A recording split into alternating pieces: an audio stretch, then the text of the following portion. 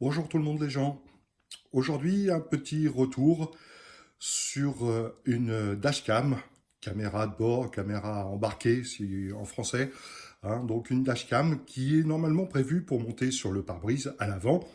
Mais moi, comme j'en ai déjà une, j'ai acheté ce modèle très discret qui va me permettre de monter à l'arrière. C'est une dashcam sans écran.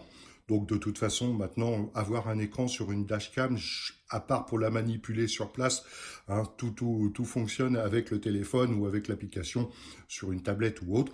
Donc bon, pas besoin d'avoir forcément d'écran, ce qui permet d'avoir un petit engin relativement discret et de pouvoir tout avoir, comme je vous disais, sur son téléphone ou éventuellement retirer la petite carte SD qui va bien pour la brancher sur son ordinateur ou sur autre chose.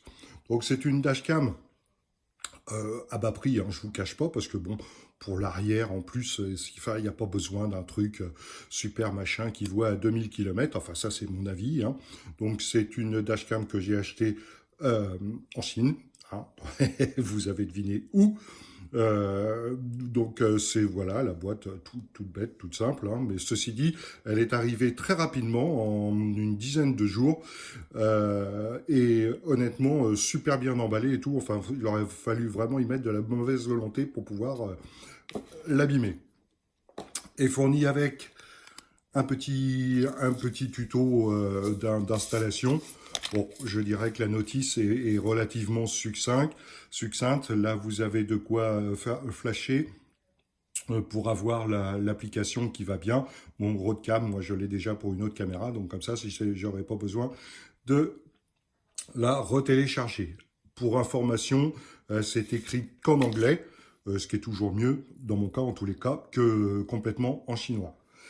Ici, on a le câble qui fait 3 mètres environ, avec la partie qui va se brancher sur la dashcam, qui est là, voilà, c'est ça.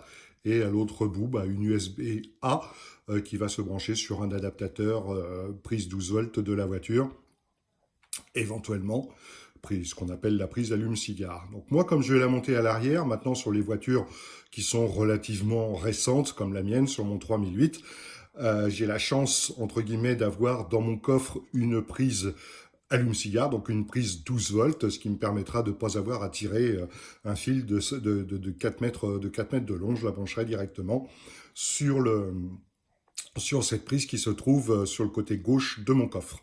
Voilà. Et enfin, donc, la petite dashcam, ici, donc, qui se colle comme ça, pof, sur la lunette arrière.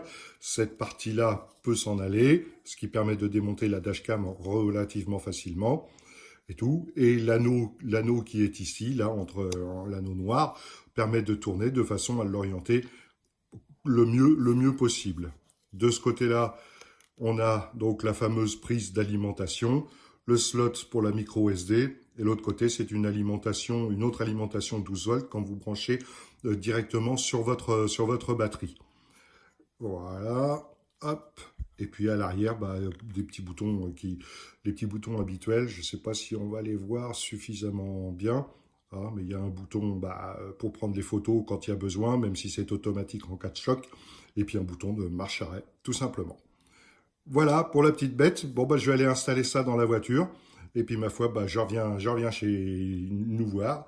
Je reviens vous voir pour faire une petite démo de l'installation de là où je l'ai monté sur mon 3008. Donc, à plus tard. Voilà, me revoilà. La dashcam est montée sur la lunette arrière. Les vitres sont super teintées, donc je ne sais pas ce que ça va donner de l'extérieur. On va ouvrir le coffre. Hop. Voilà, donc le câble est passé à l'intérieur de la gaine et il passe dans le caoutchouc de la lunette arrière et elle est posée ainsi collée. Donc je ne vais pas le faire, on peut la glisser par ici pour la retirer en la débranchant et l'emmener si vous voulez pour aller voir la carte SD pour que ce soit chez vous, pas comme aujourd'hui, bien au chaud, parce que là je suis en train de me peler quelque chose de bien. Donc voilà pour l'installation, je vous montrerai quelques petites images de réalité, si je puis dire. Hop, on va fermer ça de l'intérieur. Voilà, donc il y a la petite LED, je ne sais pas si le téléphone va réussir à faire le point. Voilà, la petite LED clignote, ça veut dire que c'est en train d'enregistrer, bien évidemment. Quand c'est branché sur l'allume-cigare, dès que je coupe le contact, et ça coupe la caméra, bien évidemment. À moins que vous ayez mis un système d'alimentation par 12 volts qui permet de filmer en permanence en cas de choc. Moi, j'ai pas trop confiance, j'ai peur que ça vide ma batterie. Parce que si le rupteur ne fonctionne pas au bout de tant de temps et que la batterie se décharge en dessous de 9 volts, et ben une batterie, ça démarre pas la voiture, en dessous de 9 volts. Je dirais même en dessous de 12 volts, ça commence à devenir léger. Donc voilà, l'installation est faite. Je vous montre quelques petites vidéos à l'occasion de comment ça se passe. Voilà, à plus tard.